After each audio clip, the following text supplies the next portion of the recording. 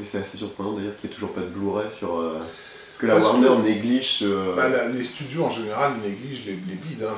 C'est pas eux qui... Ils ont un catalogue de films tellement gigantesque que c'est pas eux qui vont prendre soin de ressusciter des œuvres lorsqu'il y a un potentiel derrière. Même si tu leur dis, mais attendez, il y a quelque chose à faire avec ça, ça représente rien pour eux, donc ils laissent clamser.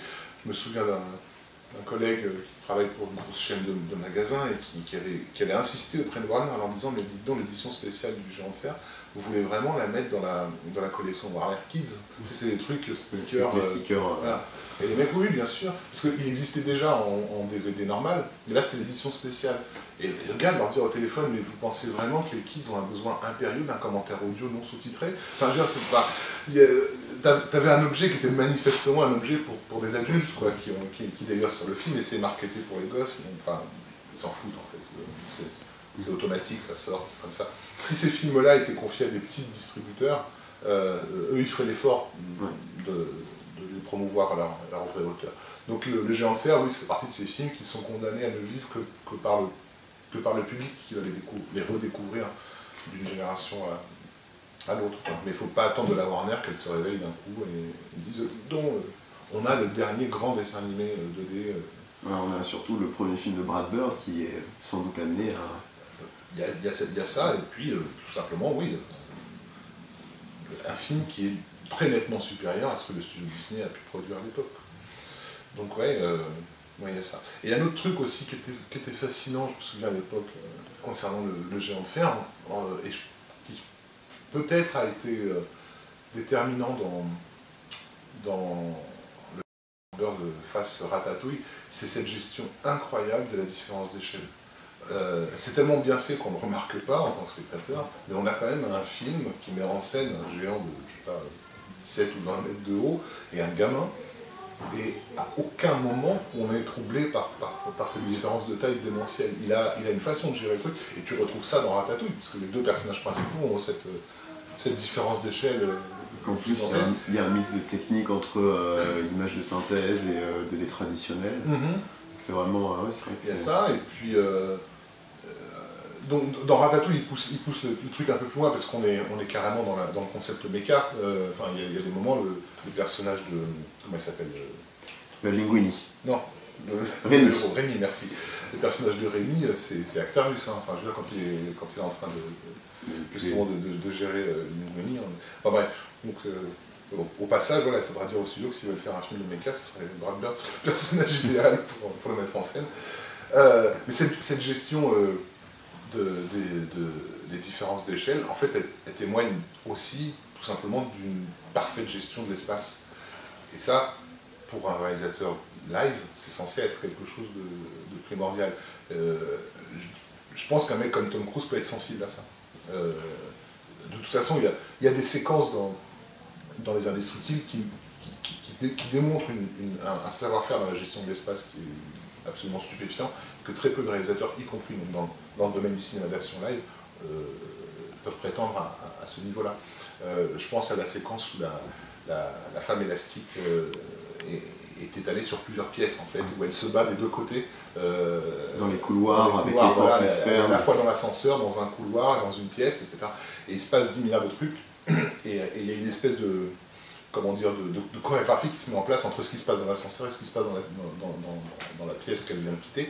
Bon, bah, ça, au niveau de la gestion de l'espace, c'est what the fuck. Enfin, justement, là-dessus, il y a quelque chose que j'ai appris d'impressionnant, il a dit récemment en interview, c'est qu'en fait, Mission Impossible, il y a 2 séquences et demie qui ont été passées en storyboard, en prévisualisation, et le reste, c'est lui qui la faisait au jour le jour. Ouais.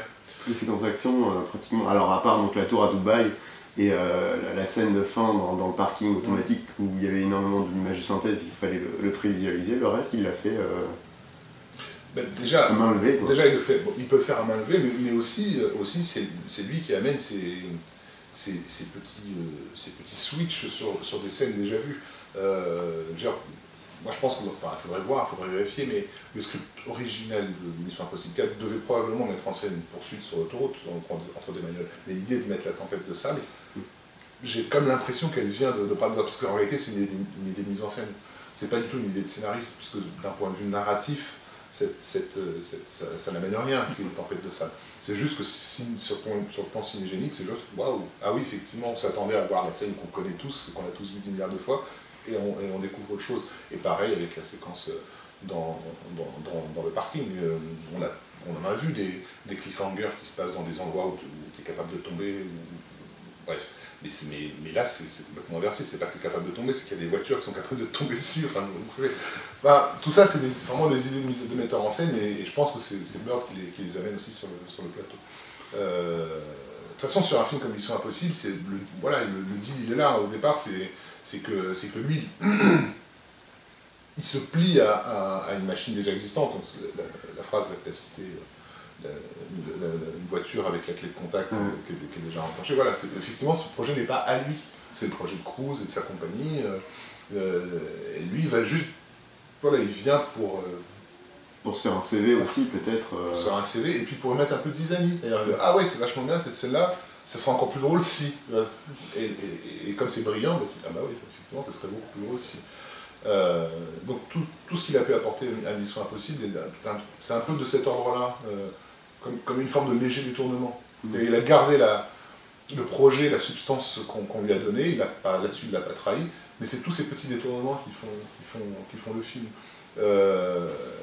Il y a toujours eu des pointes d'humour dans les Missions Impossibles, par exemple, mais jamais au point de virer à la scène de comédie, comme on l'a dans celui-ci. Je pense à la scène du couloir, avec l'écran qui est censé cacher les deux personnages, qui est une scène qu'on a très bien pu voir dans Les Indestructibles, et qu'on n'aurait certainement jamais vu dans Mission Impossible version de Palma ou même John Woo. Donc c'est en ça qu'il s'amuse un peu à détourner le truc, cette idée que les choses ne fonctionnent jamais comme on le voudrait, quand ils doivent monter dans le train en se faisant un scan rétinien, et qu'en fait ils sont gênés par les poteaux qui passent devant le train. Ouais.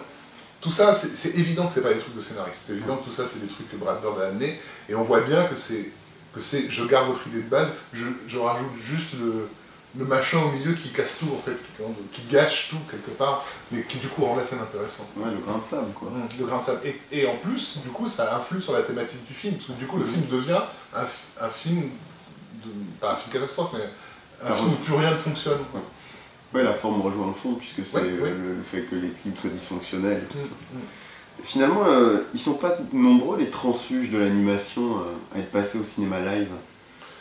Et il y a un cas récent donc, qui vient aussi de l'écurie Pixar, c'est Stanton, mais c'est quand même assez différent. Enfin, pas forcément différent, c'est le même topo. C'est aussi quelqu'un qui a... Bon, sauf que lui, contrairement à... Il n'a pas connu le succès. Déjà, il n'a pas connu le succès, et puis il a directement enchaîné sur son Dream Project, comme si Brad Bird avait directement fait 1906. Mais du coup, il a en payé le prix, Stanton, parce que... Mais on risque pas forcément de le revoir. Et ça serait bien dommage. Faut voir, après, s'ils ne sont pas tous complètement demeurés dans les studios, ils auront aussi vu de quoi il était capable. Et il reste le réalisateur d'autres films qui ont été des cartons, donc ça peut aider. Mais sinon, on parlait de Tim Burton tout à l'heure, qui l'a fait. Bon, Tartakovsky, ça a failli se faire avec The Power of the Dark Crystal, qui était... Ah, t'es pas au courant. Ah non. En fait, le studio Henson, depuis longtemps, essaie de relancer la franchise Dark Crystal avec un deuxième épisode. Qui est déjà une suite, pas un reboot. Une suite, qui s'appelle The Power of the Dark Crystal. Et c'était quoi? C'était vers 2002 ou 2003, par là, dans ces eaux-là, qu'ils avaient songé à filer la réalisation à Tartakovsky. Il existe des dessins de préparation que tu peux trouver sur le net, sur le projet, qui ne s'est pas fait. Mais ça témoignait déjà d'un... Comment dire? On s'intéressait à ce vivier-là, peut-être.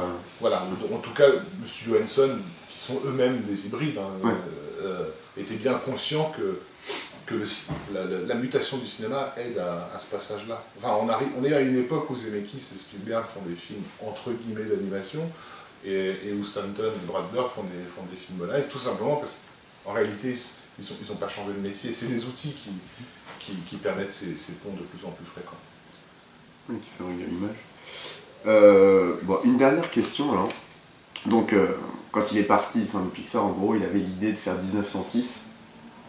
Bon, apparemment, c'est un peu patiné. Je crois qu'il y a aussi des problèmes financiers pour le montage du film, puis peut-être pour l'écriture. Je sais pas si encore il est au point au niveau du script. Mais qu'est-ce qui se passerait s'il ne pouvait pas faire 1906 Qu'est-ce qu'elle pourrait être la carrière de Brad Bird en fait finalement si est-ce qu'il serait condamné à enchaîner comme ça des gros projets un peu clés en main, Mission Impossible parce qu'on lui confierait que ça, ou est-ce qu'il pourrait rebondir sur quelque chose d'autre? Bah, je suis pas bien malin qui pourrait le dire à part lui.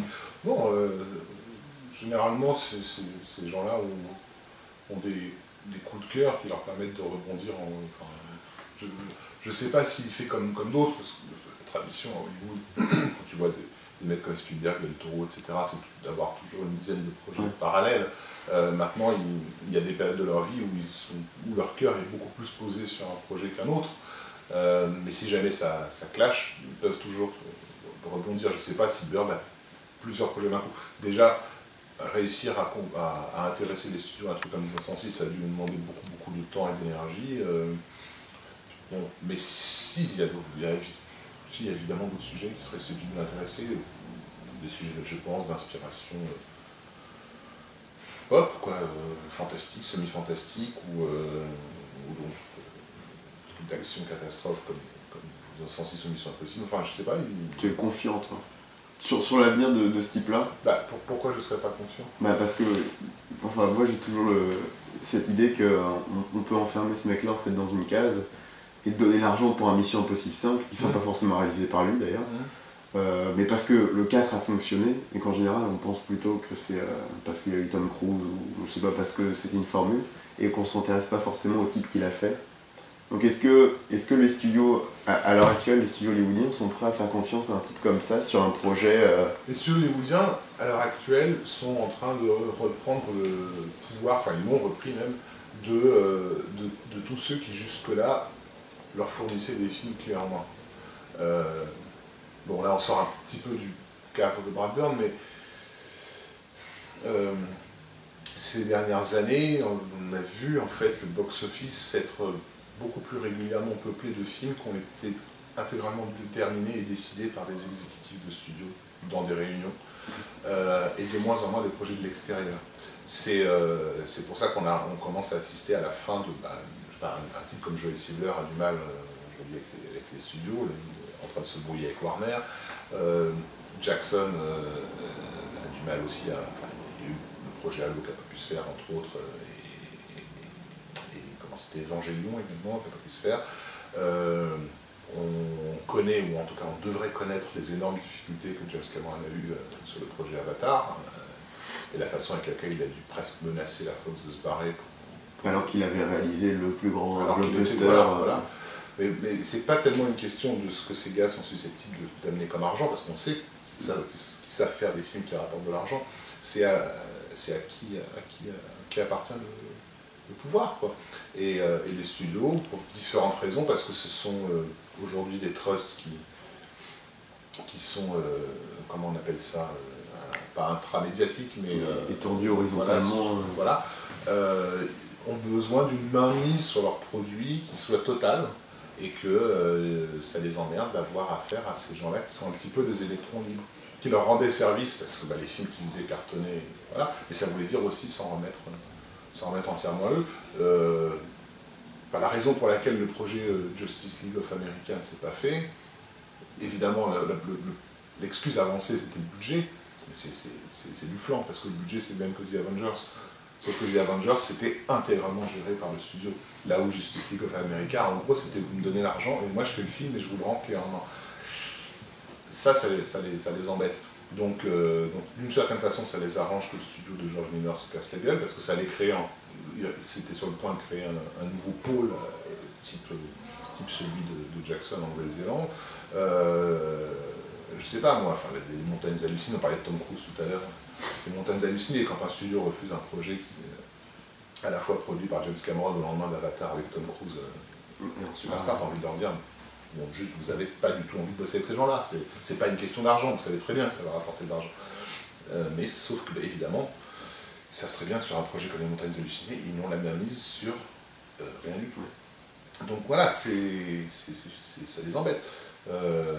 Ces gens-là, ils ont des contrats, ça se négocie, et le produit leur appartient en partie. Enfin, Jackson, il a fait des audits sur New Line. Tu vois, les Wachowski sont propriétaires de l'univers de Matrix. Tu peux pas faire n'importe quoi après avec les films que ces gens te rendent. Et ça embête les studios. Eux, ce qu'il leur faut, c'est Fast and Furious 5. C'est un truc, c'est entièrement à nous, on en fait ce qu'on veut. Avengers une franchise. Voilà, Avengers en étant la consécration actuelle, puisque donc le box-office actuellement, Mission Impossible 4 l'année dernière, c'était presque un challenger dans un box-office qui était entièrement fait de films de major. C'était Twilight, c'était Transformers, c'était et Mission Impossible 4, tiens, un truc qui appartient à un acteur, parce que en gros, la franchise, elle appartient à Cruise. Qu'est-ce qu'il fait là, ce film-là? Outre le fait que c'était probablement le seul blockbuster à peu près regardable de l'an dernier, c'était vraiment le challenger. Alors qu'à une époque, ces films-là, c'était l'essentiel des blockbusters. Dans les années 90, quand on était voir des films, c'était une production Spielberg, une production Tom Cruise, une production... C'était pas un film de la Fox, un film Disney, enfin, il n'y avait pas ce... Simpson, Brockenheimer, et puis voilà, les Simpson, Brockenheimer, mais voilà, Brockenheimer, il est suffisamment, comment dire, ses intérêts croisent suffisamment ceux de Disney pour qu'ils puissent s'entendre encore, mais dans le cas de Joel Silver est intéressant. Fournisseur de franchise depuis, je sais pas, 20 ans, et là, tout d'un coup, on voudrait plus de lui. Ça veut dire qu'il y a beaucoup de choses qui se passent derrière. Donc oui, Brad Bird, en tant que réalisateur à la tête des studios, peut-être. Maintenant, il a... Enfin, je veux dire, le talent de ces gars-là est, je pense, capable de transcender n'importe quoi. Ouais. Donc, il trouvera toujours un moyen de faire sien quelque chose qui lui appartient pas, même si le studio ne s'en rend pas forcément. Bon, une dernière petite question idiote. Si tu dois choisir un film de Brad Bird, celui qui te parle peut-être le plus ou... Je pense que ça serait Les Indestructibles. Ouais. Ouais, je pense que ce serait Les Indestructibles parce que c'est celui qui... comment dire, le genre de fer est vraiment un chef-d'œuvre. Enfin, là-dessus, il n'y a pas à tortiller. C'est peut-être, je pense, il faudrait voir avec lui, mais c'est peut-être le film dont il est le plus fier. Mais Les Indestructibles amènent, en plus de ça, c'est une sorte de consécration de tous les rêves de gosses vis-à-vis de la pop culture. Enfin, moi, j'ai eu, dans ce film, j'ai revécu des sensations que je n'avais pas revécues depuis que j'avais 7 ou 8 ans. Mais tel quel. C'est quasiment le film qui me les a rappelés. Je sais pas, parfois c'est de l'ordre du détail, mais le fait de voir Mr. Incredible sauter d'arbre en arbre et d'avoir ce plan subjectif de ses mains qui s'accrochent à l'arbre, je me dis mais d'où ça vient? Ça c'était dans mon cerveau, je sais pas pourquoi, il était dans mon cerveau depuis des années, je l'avais oublié. Donc il y a ça, et puis une démonstration vraiment de force. Je ne vois que des choses réussies dans ce film, et je me demande pour quel miracle parfois elles le sont. Comment il arrive à gérer à ce point l'humour, l'action, le drame, parce qu'il y a des moments quand même tendus et pas faciles dans ce film, avec une telle aisance et une telle évidence, et il fait une adaptation de Watchmen en 4 minutes. Rien que ça. C'est vrai. Après, il y a un Tétaï 3 ans plus tard qui va faire un film de 2h20 qui arrive même pas à comprendre ce qu'était la BD. Et lui, en 4 minutes, il te l'a fait. Non, c'est extraordinaire. C'est le meilleur James Bond, clairement, des 20 dernières années. Là-dessus, il n'y a même pas photo. Enfin, tout est bon dans Les Indestructibles, il n'y a rien à acheter. Mais, je sais pas, le personnage que Brad Bird interprète, le personnage de Edna, sur le papier, c'est casse-gueule, tu te dis, oh là là, ça sent le Disney, tu vois, ça sent la vieille sorcière à la Walt Disney. Il t'en fait un truc, une espèce d'Amanda Lear, enfin, c'est extraordinaire, tout marche dans ce film. Voilà. Donc, en cette période d'Avengers, c'est peut-être le film qu'on conseille de revoir. Ben, pour voir à quoi peut ressembler effectivement une vraie dynamique de super-héros, et des super-héros qui se comporteraient comme des super-héros, c'est-à-dire super et héros. Ouais, je pense qu'il faut revoir Les Indestructibles.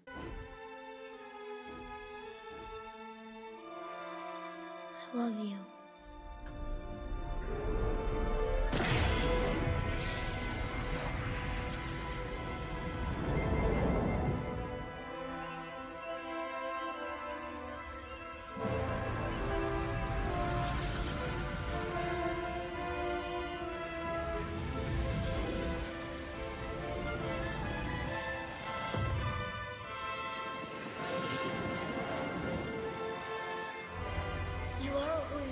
to be. Sweet.